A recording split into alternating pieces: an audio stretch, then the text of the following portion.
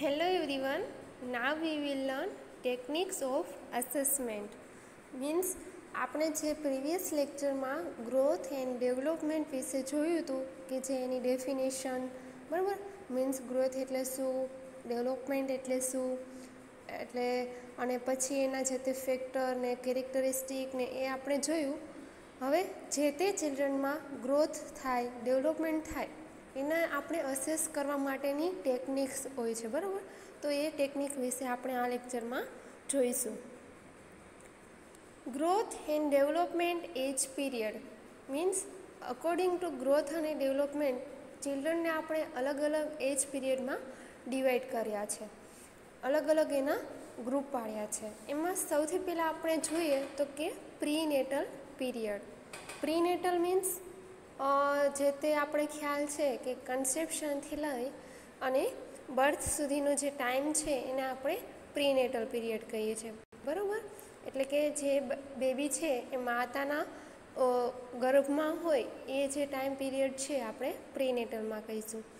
એમાં સૌથી પહેલાં ઓવમ 0 to 14 days after conception means એટલે કે જે કન્સેપ્શન થાય મધરનું ઓવમ અને ફાધરનું મેલનું સ્પર્મ બરાબર મળી અને જે કન્સેપ્શન થાય એને આપણે પહેલાં જે 14 દિવસ છે એને આપણે શેમાં ઇન્ક્લુડ કરશું?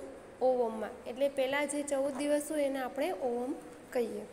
ધેન નેક્સ્ટ છે ઇમ્બ્રિયો એટલે કે 14 days to 8 weeks એટલે કે પ્રેગ્નન્સી બરાબર એમાં જે કન્સેપ્શન પછીના જે 14 દિવસથી 8 વીક છે એટલે કે 2 મહિના સુધીનો જે ટાઈમ પીરિયડ છે એને આપણે શેમાં ઇન્ક્લુડ કરશું? ઇમ્બ્રિયોમાં. ધેન 8 weeks ટુ બર્થ એટલે કે 2 મહિનાથી બર્થ સુધીનું જે છે એને આપણે શું કહીશું? ફિટસ બરાબર. આપણે એને ફિટસ કહીશું. ધેન નેક્સ્ટ છે પોસ્ટ નેટલ પીરિયડ એટલે કે બર્થ પછી બરાબર જે ટાઈમ પીરિયડ છે એમાં સૌથી પહેલાં આપણે જોઈએ તો કે નિયોનેટ બરાબર. બર્થ ટુ 1 month એટલે કે બર્થ પછીનો જે 1 મહિના સુધીનો ટાઈમ પીરિયડ છે અથવા તો 28 days બરાબર એને આપણે શું કહીશું? Neonatal period. અને જે તે ચાઇલ્ડ છે એને આપણે શું કહીશું? Neonate. Then infancy 1 month to 1 year એટલે કે 1 યર સુધીનો જે ટાઈમ પીરિયડ છે બરાબર એને આપણે શું કહીશું? ઇન્ફન્સી બરાબર. અને જે તે ચાઇલ્ડ છે એને આપણે કહીશું ઇન્ફન્ટ.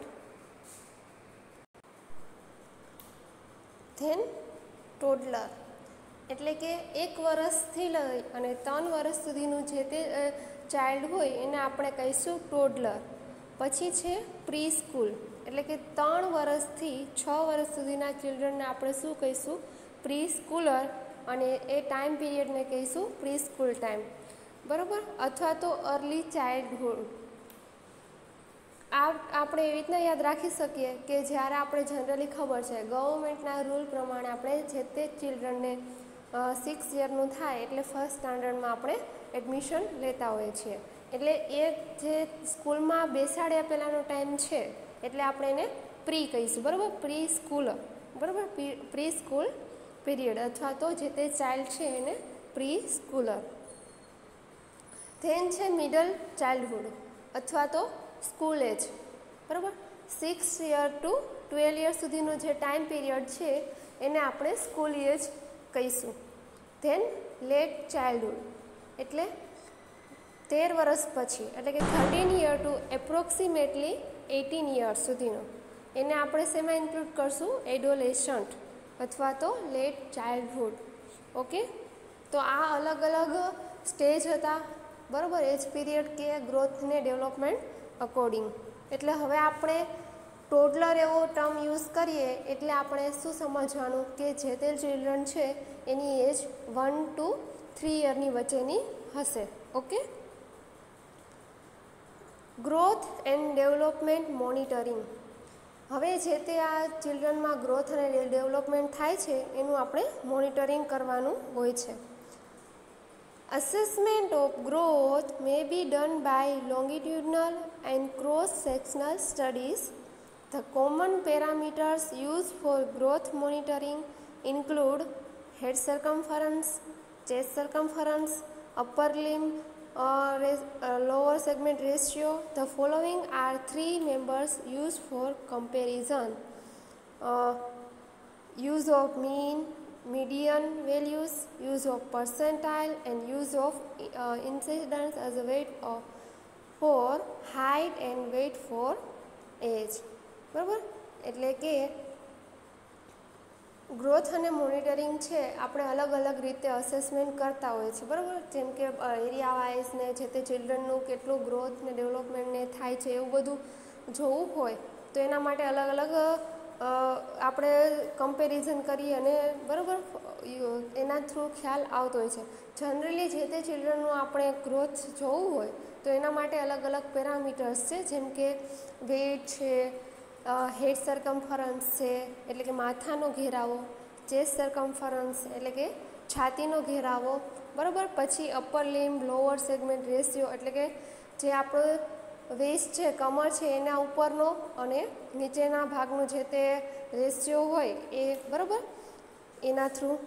અને ઓવરઓલ આપણે મીન અને મીડિયન વેલ્યુ, બરાબર, એના થ્રુ અથવા તો પર્સન્ટાઇલ થ્રુ ખ્યાલ આવી શકે. અને ઇન્ડાઇસિડ લાઇક અને as a weight four height એટલે કે જે તે ચિલ્ડ્રનની હાઇટ છે એના અકોર્ડિંગ એનું વેઇટ છે કેટલું હોવું જોઈએ, બરાબર, એ જાણીને. અથવા તો એના જે તે વેઇટ છે, વેઇટ ફોર એજ એટલે કે જે તે ચિલ્ડ્રનની એજ છે એ પ્રમાણે જે ચિલ્ડ્રનનું વેઇટ કેટલું હોવું જોઈએ એના થ્રુ આપણે ખ્યાલ આવી શકે. એના માટેનું common reference value WHO reference value and Indian standards એટલે શું કહેવા માગે છે, એક વેલ્યુ ડિસાઇડ કરેલી છે કે આટલી એજનું ચિલ્ડ્રન હોય તો એનું વેઇટ જનરલી આટલું હોવું જોઈએ. એમાં આપણે બે છે કે વર્લ્ડ હેલ્થ ઓર્ગેનાઇઝેશન દ્વારા રિફરન્સ કરેલું, બરાબર, એ શું હોય કે કોમન હોય ઓવરઓલ, ખાલી ઇન્ડિયા પૂરતું ના હોય. એક સેકન્ડ છે ઇન્ડિયન સ્ટાન્ડર્ડ્સ,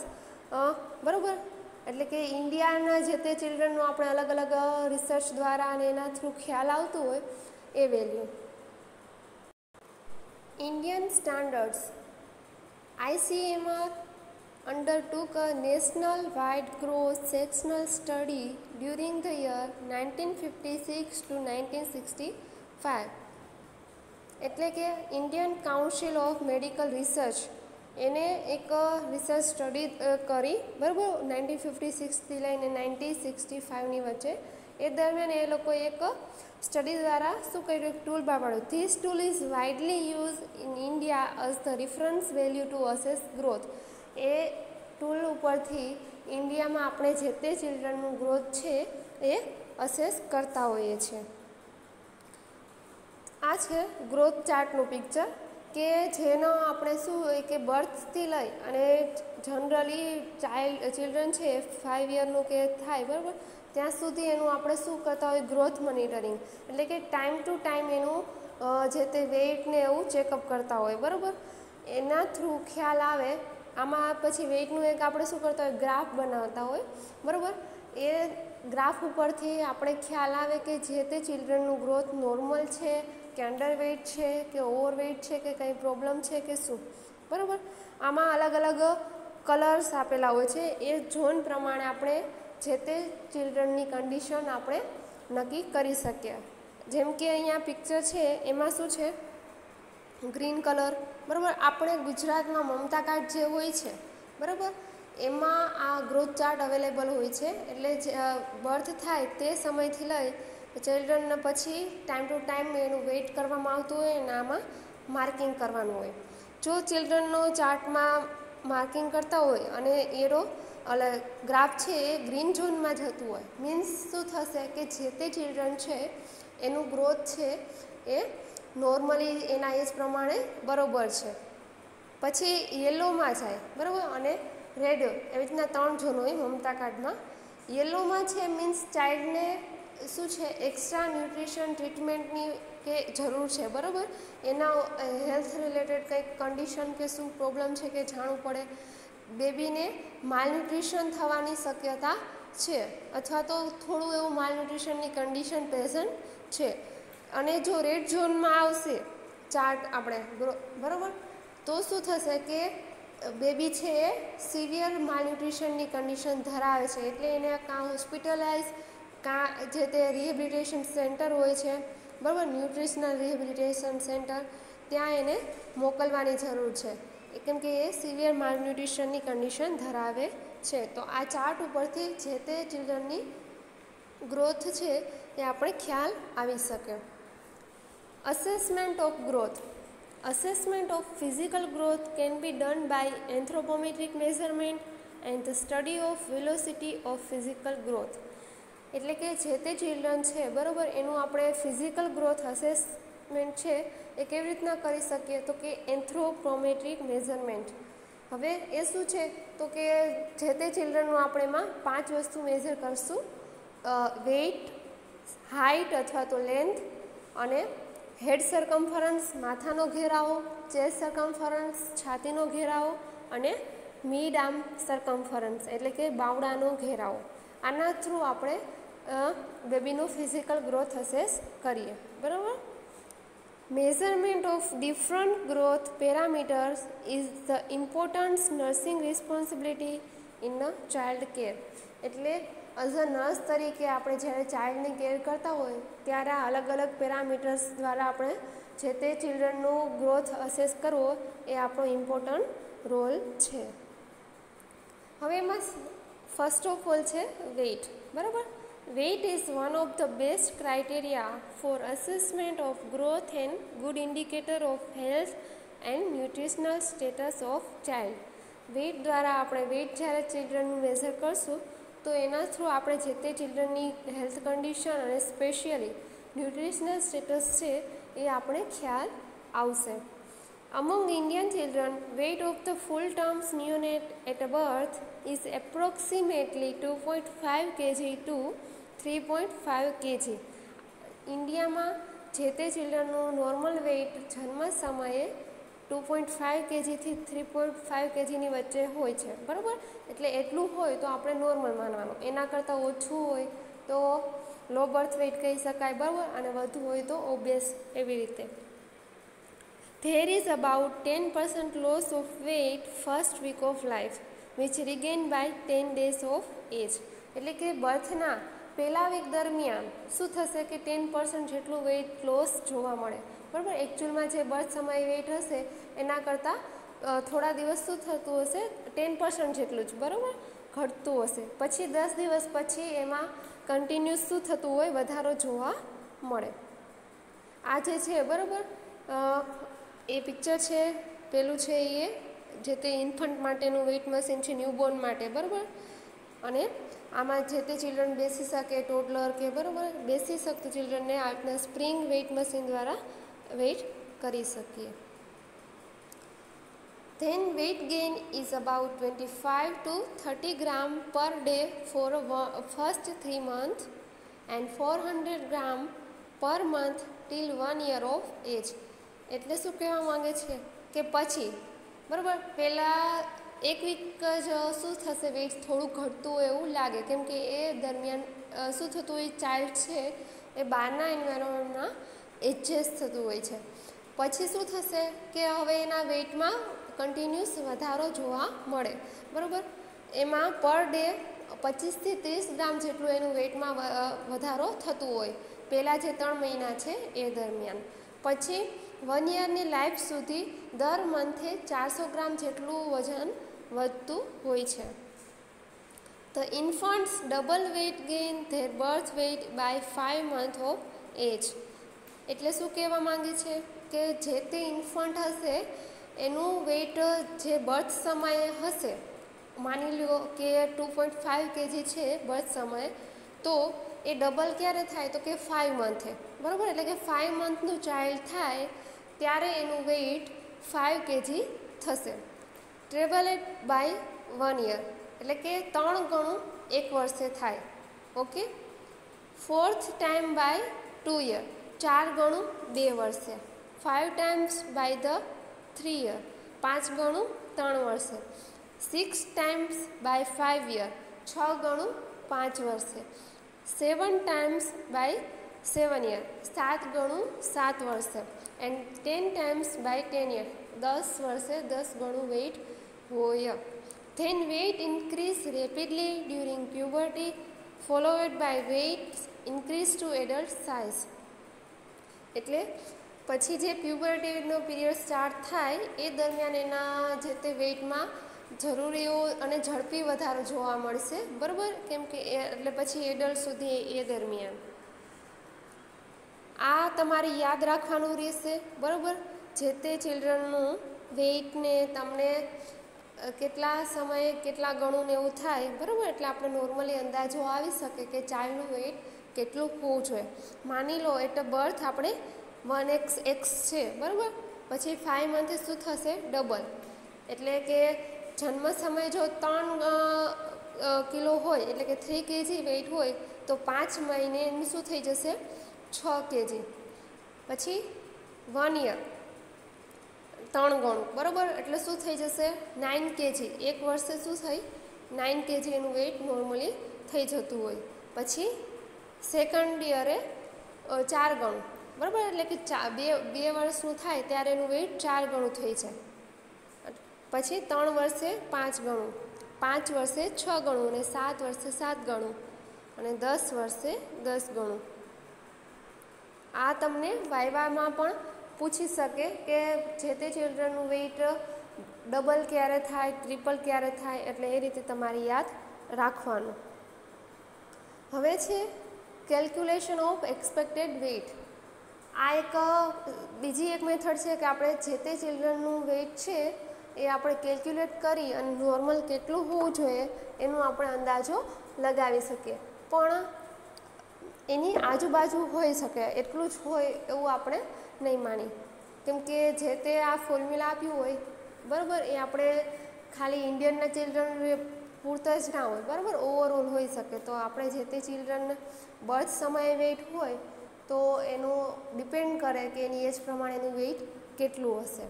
તો એમાં સૌથી પહેલાં છે વિચ ફોર્મ્યુલા, જે છે 3 થી 12 મહિનાના બાળકો માટે, બરાબર, એટલે કે 1 વર્ષની અંદરના બાળકો હોય એના માટેનું. એનો ફોર્મ્યુલા છે expected weight is equal to age in a month plus 9 divided by 2. એટલે માની લો કે કોઈ ચિલ્ડ્રન છે એની એજ છે 4 મંથની, બરાબર, 4 મંથની છે, પ્લસ આપણે શું કરવાનું? 9 અને ડિવાઇડેડ બાય 2. એટલે શું થશે? 13 ભાગ્યા 2. તો જે આન્સર આવે તો એનું વેઇટ હશે એ સમયે, બરાબર. આપણે અહીંયા 4 લીધું હતું મંથ, એટલે આન્સર આવે 6.5, બરાબર. તો 4 મહિનાનું વેઇટ 6.5 kg હોવું જોઈએ. પછી સેમ વસ્તુ 1 to 6 યર માટે. તો એના માટે ફોર્મ્યુલા છે expected weight is equal to 2 into year જે હોય એ પ્લસ 8. એટલે કે માની લો કે 5 યરનું ચાઇલ્ડ છે તો 5 × 2 એટલે 5 દુ 10 પ્લસ 8 એટલે 18 થશે. ઓકે. ધેન 7 to 12 યર્સ, બરાબર, એના માટે ફોર્મ્યુલા છે expected weight is equal to 7 into year minus 5 divided by 2. એટલે કે 7, પછી માની લો કે ચાઇલ્ડ છે 10 યરનું છે તો ઇન્ટુ 10 એટલે કે 70 થશે, એના માઇનસ 5 એટલે 65 ડિવાઇડેડ બાય 2. એટલે કે 10 યર્સે અંદાજે 32.5 kgની આજુબાજુ વેઇટ હોવું જોઈએ. નેક્સ્ટ છે લેન્થ એન્ડ હાઇટ. એટલે જે તે ચિલ્ડ્રન છે, લેન્થ આપણે ક્યારે કહીશું કે જ્યારે કોઈ પણ ચિલ્ડ્રન છે આપણે એને ઊભું ના રહી શકતું હોય, બરાબર, એને આપણે સુવડાવીને કે જે તે લેન્થ માપીએ ત્યારે એને લેન્થ કહીશું. અને જે ચિલ્ડ્રન ઊભું રહી શકતું હોય અને આપણે મેઝર કરીએ તો એ હાઇટમાં ઇન્ક્લુડ કરશું. Increase in height indicates skeleton growth. Yearly increments in height gradually diminish from birth to maturity એટલે કે જે આપણે હાઇટ કે લેન્થ મેઝર કરશું એ શું સજેસ્ટ કરશે જે તે ચિલ્ડ્રનનો સ્કેલેટન ગ્રોથ, બરાબર, બોનનું જે ગ્રોથ કેટલું થયું છે એ આપણે ખ્યાલ આવે. At a birth average length of a healthy Indian new born baby is 50 centimetre. એટલે બર્થ સમયે નોર્મલી જે તે ચિલ્ડ્રનની હાઇટ કેટલી હોય, લેન્થ કેટલી હશે? 50 centimetre. It increase to 60 centimeter at 3 months, 70 centimeter of 9 months and 75 centimeter at 1 year of age. એટલે કે એક વર્ષે જનરલી 75 સેન્ટીમીટર એની હાઇટ હોય. In a second year there is a 12 centimetre increase. એટલે કે બીજા વર્ષે 12 સેન્ટીમીટર જેટલો વધારો જોવા મળે. Third year it is a 9 centimetre, fourth year it is 7 centimetre and fifth year it is 6 centimetre. એટલે યર પ્રમાણે આટલો વધારો થતો હોય છે હાઇટમાં. So the child double the birth by 4.5 years of age. Afterwards there is about 5 centimeter increase in every year till onset of puberty. એટલે જે તે ચિલ્ડ્રનની હાઇટ ડબલ ક્યારે થશે? આપણે ખ્યાલ છે કે બર્થ સમયે એની હાઇટ 50 સેન્ટીમીટર હોય તો ડબલ એટલે કે 100 સેન્ટીમીટર ક્યારે થાય? તો કે અંદાજે 4 અથવા તો 4.5 વર્ષની આજુબાજુ એની હાઇટ ડબલ થતી હોય. ઓકે, ડબલ જે છે, ટ્રિપલ છે, એવું યાદ રાખવાનું. વેઇટ ડબલ ક્યારે થયું હતું? 5 મંથે, બરાબર. હાઇટ ડબલ ક્યારે થશે? 4 યરે અથવા તો 4 થી 4.5 યરની વચ્ચે. ઓકે, અને પછી દર વર્ષે 5 સેન્ટીમીટર જેવો વધારો જોવા મળે. હાઇટ છે અથવા તો લેન્થ છે જે તે ચિલ્ડ્રનની મેઝર કરીએ ત્યારે ખાસ ધ્યાન રાખવાનું કે ચિલ્ડ્રન છે એ સીધી સપાટીએ સૂતું હોય, બરાબર. પછી એના જે તે હેડ છે એ સીધું હોય, એના ની બેન્ડ ના થયા હોય. અહીંયા આપણે ની છે એ સીધા હોય, બરાબર. તો ઇન્ફન્ટોમીટર છે એના દ્વારા આપણે એને લેન્થ માપી શકીએ. જે આ સેકન્ડ પિક્ચર છે, બરાબર, આમાં આવી રીતના જ બેબીને. અને જો આવી રીતના ઇન્ફન્ટોમીટર કે ના હોય તો આપણે જે તે ચિલ્ડ્રનને સીધી સપાટીમાં નીચે ચાર્ટ પેપર યુઝ કરી અને બેબીને સીધું સુવડાવી અને ઉપરની બાજુ પણ સ્કેલ અને નીચેની બાજુ પણ સ્કેલથી પછી આપણે માર્કિંગ કરી અને પછી મેજર કરી શકીએ. પછી હવે નેક્સ્ટ છે body mass index. It is an important criteria which help to assess the normal growth or its deviation. Example like malnutrition or obesity. એટલે કે આના થ્રુ BMI થ્રુ આપણે જે તે ચિલ્ડ્રનનો નોર્મલ ગ્રોથ છે કે નહીં અથવા તો એમાં કંઈ ડેવિએશન છે. જો ઓછું આવશે તો કોઈ પણ ચિલ્ડ્રનને માલન્યુટ્રિશન એટલે કે કુપોષણ એ હોઈ શકે તો એનો ખ્યાલ આવે, અથવા તો ઓબેસિટી વધુ આવે તો જે તે ચિલ્ડ્રન છે એ નોર્મલ કરતાં ઓબેસ છે, બરાબર. એના માટેનું ફોર્મ્યુલા છે BMI is equal weight in a KG upon height in a metre square, બરાબર. એટલે જે તે ચિલ્ડ્રનનો વેઇટ હોય એ આપણે ઉપર લખશું અને હાઇટ જે હોય, બરાબર, એને આપણે મીટરમાં લખવાની અને એનો સ્ક્વેર કરવાનો. અને આ ફોર્મ્યુલા પરથી જે આન્સર આવે એ પ્રમાણે આપણે અસેસ કરી શકીએ.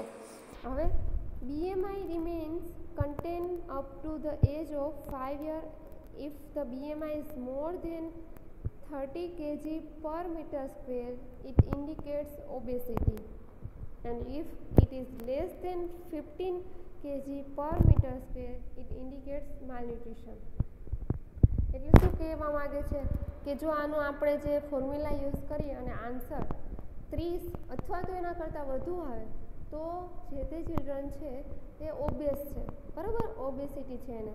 અને જો 15 kg પર મીટર સ્ક્વેર એટલે કે આન્સર 15 આવશે અથવા એના કરતાં ઓછું આવે તો જે તે ચિલ્ડ્રન છે એને માલન્યુટ્રિશનની કન્ડિશન છે.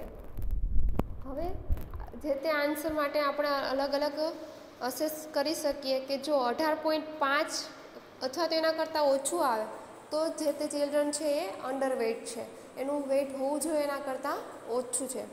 નોર્મલ વેઇટ તો એ ક્યારે માનીએ તો જો BMI 18.5થી 24.9ની વચ્ચે આવે તો નોર્મલ વેઇટ છે.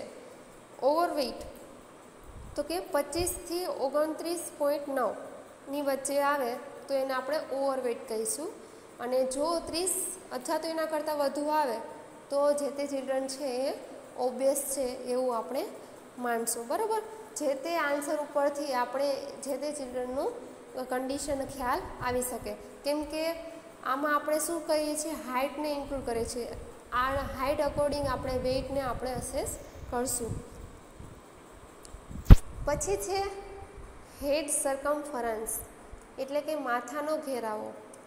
It is related to brain growth and development of intracranial volume. Average head circumference measured about 35 centimetre at a birth. એટલે જે તે ચિલ્ડ્રનનું બ્રેઇન ગ્રોથ અને ઇન્ટ્રાક્રેનિયલ વોલ્યુમને બરાબર એનું કેટલું બધું ગ્રોથ અને ડેવલપમેન્ટ છે એ આના થ્રુ ખ્યાલ આવે. અને જનરલી બર્થ સમયે 35 સેન્ટીમીટર હેડ સરકમફરન્સ હોય ચિલ્ડ્રનનું.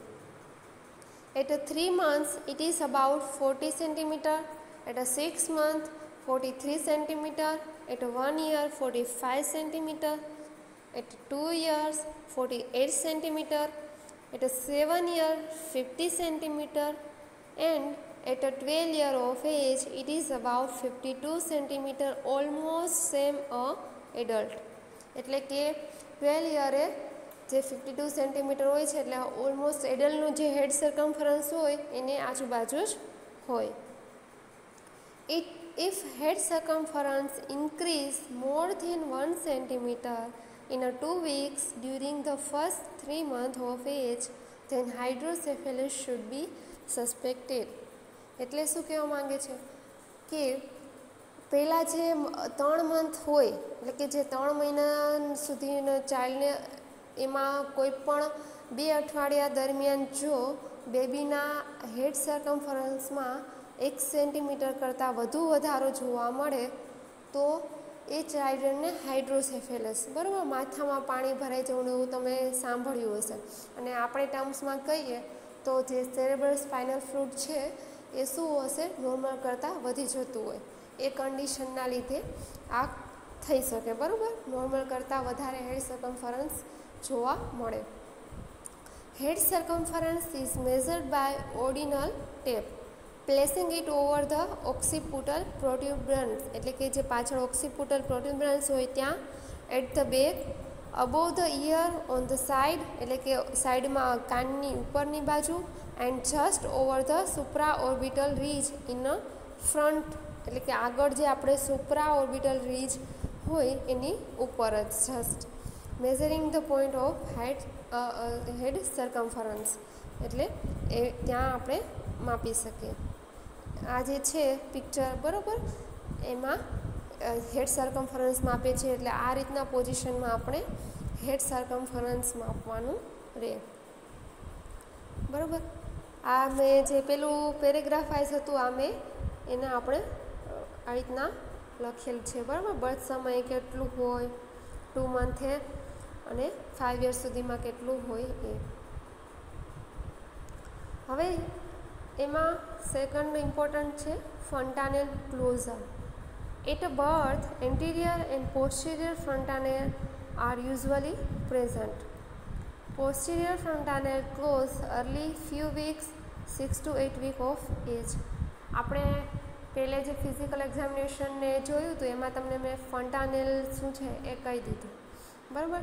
હવે એમાં આપણે ખ્યાલ છે કે બે એન્ટિરિયર અને પોસ્ટિરિયર ફ્રન્ટાનેલ બેબીમાં જે જોવા મળે એમાં જે પોસ્ટિરિયર ટ્રાયેન્ગ્યુલર શેપનું હતું એ 1.5 મહિનાની અંદર, બરાબર, 6 to 8 weeksની અંદર શું થતું હોય, ક્લોઝ થઈ જતું હોય.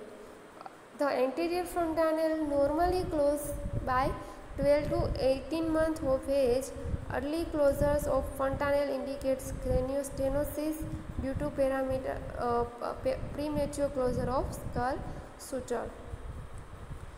જે એન્ટિરિયર ફ્રન્ટાનેલ છે એ જનરલી 1.5 વર્ષે ક્રોસ થતું હોય, બરાબર. જો એ વહેલા થતું હોય તો ક્રેનિયોસ્ટેનોસિસની કન્ડિશન, અથવા તો જો લેટ થાય તો એમાં સમથિંગ કંઈક આપણે બેબીને પ્રોબ્લેમ છે એવું આપણે માનવાનું, બરાબર. અહીંયા જે પિક્ચર છે અહીંયા આપણે ફ્રન્ટાનેલ છે એ આપણે વિઝિબલ છે. હવે ત્યાં નેક્સ્ટ છે ચેસ્ટ સર્કમફરન્સ, એટલે કે છાતીનો ઘેરાવો. Chest circumference or thoracic diameter is an important parameter of assessment of growth and nutritional status.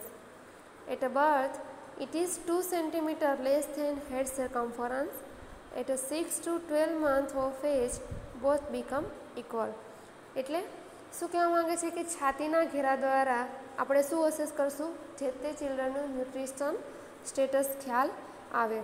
તો એ આપણે મેઝર કરીએ તો જે બર્થ સમયે માથાનો ઘેરાવો હશે એના કરતાં છાતીનો ઘેરાવો છે એ 2 અથવા તો 3 સેન્ટીમીટર જેટલો ઓછો જોવા મળશે. પણ 6 મહિનાથી 12 મહિનાની વચ્ચે એ શું થતું હોય, બંને ઇક્વલ જોવા મળતું હોય. એટલે કે તમે જ્યારે હેડ સર્કમફરન્સ મેજર કરો એન્ડ ચેસ્ટ સર્કમફરન્સ બંને મેજર કરશો તો 6 to 12 મંથની વચ્ચે એ ઇક્વલ થતું હોય. After first year of age, chest circumference is greater than head circumference by 2.5 cm, and by the age of 5 years it is about 5 cm larger than the head circumference. પછી શું થશે કે જે chest સર્કમફરન્સ છે એ વધવા લાગશે, બરાબર. 2.5 સેન્ટીમીટર જેટલું વધારે જોવા મળે હેડ સર્કમફરન્સ કરતાં. આપણે પણ ખ્યાલ છે, એડલ્ટ છે, બરાબર, આપણું જે માથાનો ઘેરાવો હશે એ છાતીના ઘેરાવા કરતાં ઓછું હશે. પણ બર્થ સમયે શું હોય બેબીનું, માથાનો ઘેરાવો વધારે હોય, બરાબર. પછી એ 6 થી 12 મહિનાની અંદર શું થશે, બંને ઇક્વલ જોવા મળે, અને પછી જે છે છાતીનો ઘેરાવો છે એ વધુ જોવા મળે. Sorry. Chest circumference is measured by placing the tape measure around the chest at level by placing the tape the nipple in between inspiration and expiration.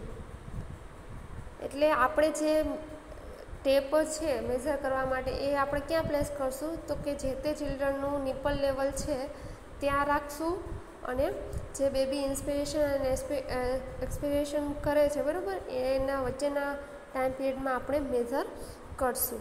અહીંયા જે પિક્ચરમાં બતાવ્યું છે એ રીતે મેઝર ટેપ રાખી અને બરાબર આપણે મેઝર કરવાનું રહે. પછી છે મિડ અપર આર્મ સર્કમફરન્સ, એટલે જે બાવડાનો ઘેરાવો કહીએ તે. This measurement help to assess the nutritional status of younger children. There is a growth due to inadequate nutrition, which can be this simple particles and useful measurement. જે mid arm સર્કમફરન્સ છે એ importance શાના માટે છે, તો કે જે severe માલન્યુટ્રિશનની એક condition છે, બરાબર, માલન્યુટ્રિશન કે કુપોષણ ઇન શોર્ટ, બરાબર, એ અસેસ કરવા માટેનું ઇમ્પોર્ટન્ટ ઇન્ડિકેટર છે. એના થ્રુ આપણે જે તે ચિલ્ડ્રનનું ન્યુટ્રિશનલ સ્ટેટસ ખ્યાલ આવશે. The average MUSE at birth is 11 to 12 centimetre. જન્મ સમયે કેટલું હોય છે જનરલી, તો કે 11 થી 12 centimetre. At 1 year of age it is 12 to 16 centimetre. 1 વર્ષનું થાય એ દરમિયાન 12 થી 16 સેન્ટીમીટરની વચ્ચે હોય. At 1 to 5 year it is 16 to 17 centimeter, and at 12 years it is 17 to 80 centimeter, and at 15 years it is 20 to 21 centimeter. એટલે કે આ રીતના એજ પ્રમાણે આટલું એનો વધારો જોવા મળે. અહીંયા જે ટેપ છે, બરાબર, સાકીર ટેપ, આપણે જનરલી મેઝર ટેપ દ્વારા પણ મેઝર કરી શકીએ, પણ સ્પેસિફિકલી જ્યારે કુપોષણ માલન્યુટ્રિશન માટે આપણે અસેસમેન્ટ કરતા હોઈએ અને 5 યરથી જે નાના ચિલ્ડ્રન છે એના માટે આપણે ઇઝીલી આ ટેપ દ્વારા આપણે અસેસ કરી શકીએ કેમ કે આ ટેપની એક ખાસિયત છે કે આમાં એક કલર કોડિંગ આપેલું છે. તો આના લીધે જે ઇલિટરેટ પીપલ છે એને પણ ખ્યાલ આવી શકશે. આપણે તો શું હોય કે આપણે સ્ટડી કરેલી હોય, આપણે એના ઉપરથી ખ્યાલ આવે કે આટલા એજ પ્રમાણે આટલું એનું મિડ આર્મ સર્કમફરન્સ હોવું જોઈએ. પણ આંગણવાડી છે કે બરાબર જ્યાં ત્યાં હેલ્થ સ્ટાફ છે તો એને એટલું ડિટેલ ના ખબર હોય કે ચલો 3 વર્ષનું બેબી છે તો એને આટલું હોવું જોઈએ. તો આ ટેપ દ્વારા શું છે કે ખ્યાલ આવશે. આમાં 3 કલર કોડ આપેલા છે બરાબર, ગ્રીન, યલો એન્ડ રેડ. તો એક કલર શું સજેસ્ટ કરશે કે જો રેડ છે, અહીંયા જેમ પિક્ચરમાં આપણે મેઝર કરીએ છીએ તો એનું જે બેબીનું મિડ આર્મ સર્કમફરન્સ રેડ ઝોનમાં આવે છે. તો એ સજેસ્ટ કરશે કે એ ચિલ્ડ્રન માલન્યુટ્રિશનની કન્ડિશનમાં છે, એ સિવિયર માલન્યુટ્રિશન બરાબર, એને તરત જ ન્યુટ્રિશનલ રિહેબિલિટેશનની જરૂર છે. યલોમાં આવે તો એને કંઈક જે તે ટ્રીટમેન્ટની અથવા તો કંઈક એક્સ્ટ્રા ન્યુટ્રિશનની કેવી જરૂરિયાત છે. અને ગ્રીનમાં આવશે તો જે તે ચિલ્ડ્રન નોર્મલ એનું છે બરાબર, એને જે તે ન્યુટ્રિશનને લે છે એ બરાબર છે બરાબર. તો આ ટેપ દ્વારા આપણે ખ્યાલ આવી શકે. જો સાકી ટેપમાં એના કલર કોડિંગ પ્રમાણે આપણે આવી રીતના માનીએ.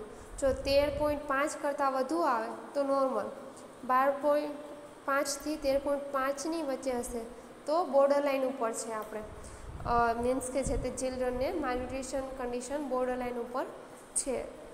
અને 12.5 કરતાં ઓછું આવે તો જે તે ચિલ્ડ્રન અંડર ન્યુટ્રિશન કન્ડિશનમાં છે.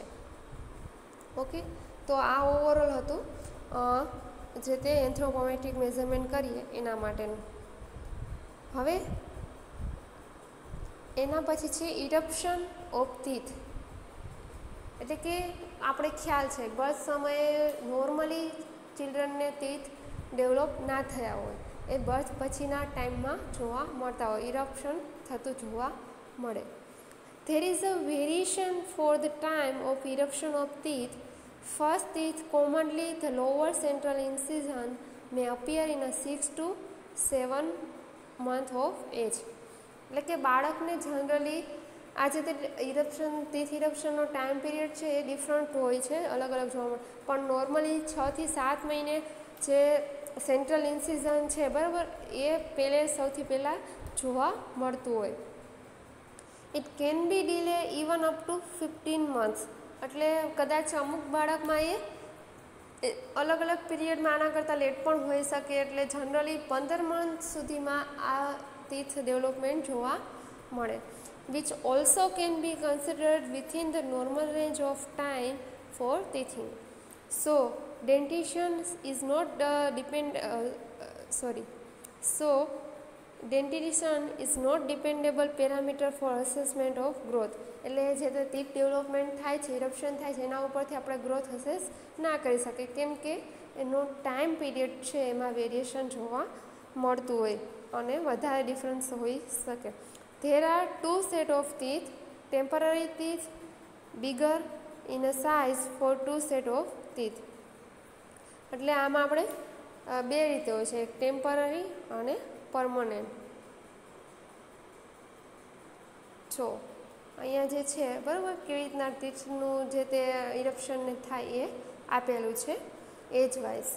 તો સૌથી પહેલાં આપણે ખ્યાલ છે જનરલી કે પહેલે શું હોય કે ટીથ જે આવતા હોય એ અમુક એજ પછી પાછું શું થાય કે આપણે કહીએ ને કે ટીથ બરાબર ઇરપ્શન થઈ અને પછી આપણે કહેતા હોય કે પડી ગયા અને પાછા જે સેકન્ડ બીજી વાર ટીથ ડેવલપ થતા હોય એને આપણે બીજી વાર થાય એને પરમનન્ટ કહીએ બરાબર. ટેમ્પરરી ટીથિંગમાં શું આવશે તો કે પહેલું તો સૌથી પહેલાં શું હોય કે ઇન્સિઝર છે, આપણે અલગ અલગ ટીથના ખ્યાલ છે બરાબર. ઇન્સિઝર, ફર્સ્ટ મોલાર, કેનિન્સ જે સાઈડમાં હોય અને બરાબર. તો 6 થી 12 month સુધીમાં ઇન્સિઝર સૌથી પહેલાં જોવા મળે બરાબર. Total number of teeth 2 to 8. Then 12 to 15 monthમાં ફર્સ્ટ મોલાર એ 8 to 12 એન્ડ 15 to 24 months એટલે કે 2 વર્ષ સુધીમાં canine 12 to 16 and 24 to 30 month સુધીમાં સેકન્ડરી મોલર પણ જોવા મળે. એને 16 to 20 ટીથ પ્રેઝન્ટ ટોટલ હોય. બરાબર. ટેમ્પરરી ટીથની સંખ્યા કેટલી હોય તો આપણે ખબર છે 20 યાદ રાખવાની. બરાબર. પછી છે permanent teething. 6 to 7 year first permanent molar. પછી 7 to 10 યર સુધીમાં replacement of temporary. 10 to 12 year સુધીમાં replacement of temporary molar by premolars. And 12 to 15 years secondary permanent molar. And 16 year third permanent molar. બરાબર. આપણે એમ કહે ને કે ડાપણની દાળ, એ આપણે બહુ લેટ જનરલી જોવા મળતી હોય. 18 વર્ષ પછી, 16 વર્ષ પછી થર્ડ જે છે એ. હવે આના પછી છે osseous growth. Bony growth follow a defined pattern and time schedule from birth to maturation. It is calculated by the appearance of ossification center by X-ray study. Skeleton maturation or bone growth is an indicator of physiological development and continue up to 25 year of age. એટલે કે આપણે ખ્યાલ છે આપણા જે તે બોનને એ છે એનું ડેવલપમેન્ટ થતું હોય, ગ્રોથ થતું હોય. બરાબર. જે તે બોનને સાઇઝને એમાં વધારો થતો હોય તો જે ઓસિફિકેશન થાય છે એના માટેનું જે સેન્ટર છે એને આપણે શું કરતા હોઈએ, એક્સરે દ્વારા અને એના એક્સરે સ્ટડી દ્વારા આપણે અસેસ કરતા હોય. એટલે એના ઉપર આપણે જે તે ફિઝિયોલોજીકલ ડેવલપમેન્ટ છે એ આપણે ખ્યાલ આવે. અને જનરલી આપણે ખ્યાલ છે કે આપણે જે તે બોન ડેવલપમેન્ટની મેક્સિમમ આપણે 25 યરની એજ સુધી થતું હોય. હવે નેક્સ્ટ છે arm span. Distance between tips of middle fingers of both the arm when outstretched at right angle. એટલે બંને આપણે હાથને એકદમ આ રીતે પિક્ચરમાં જેમ બતાવ્યું, બરાબર, સીધા રાખી અને હાથને એકદમ ઓપન કરી અને જે આપણી જે મિડલ ફિંગર હોય, બરાબર, બંને મિડલ ફિંગર વચ્ચેનું જે ડિસ્ટન્સ છે એને આપણે શું કહીશું? Arm span. In a less than 5 years of age, arm span is a 1 to 2 cm less than height. એટલે કે 5 વર્ષથી નાના બાળકોની આપણે જ્યારે આર્મ સ્પાન મેઝર કરીએ તો એની જે હાઇટ હશે એના કરતાં શું હશે, 1 થી 2 સેન્ટીમીટર ઓછું જોવા મળે. By 10 to 12 year both become equal. એટલે કે 10 થી 12 વર્ષના જે ચિલ્ડ્રન હોય એની આપણે જ્યારે આર્મ સ્પાન મેઝર કરીએ તો હાઇટ અને આર્મ સ્પાન બંને ઇક્વલ આવશે. And after 12 year arm span exceeds height but difference is less than 3 centimetre. એટલે કે 12 વર્ષ પછી જ્યારે આપણે મેઝર કરશું તો જે આર્મ સ્પાન છે એ હાઇટ કરતાં જનરલી વધુ આવતું હોય, પણ 3 સેન્ટીમીટર કરતાં વધુ ડિફરન્સ ના હોય. એટલે કે 3 સેન્ટીમીટર કરતાં વધુ ના જોવા મળે. બરાબર. આર્મ સ્પાન એટલે શું થશે, જે આ મેઝરમેન્ટ આવશે એ આર્મ સ્પાન ને આ હાઇટ. તો આ બંને વચ્ચેનું જે રેશિયો છે એ. તો આ ઓવરઓલ હતું ગ્રોથ અસેસમેન્ટ. નેક્સ્ટ ટોપિકમાં આપણે જોઈશું assessment of development. Thank you.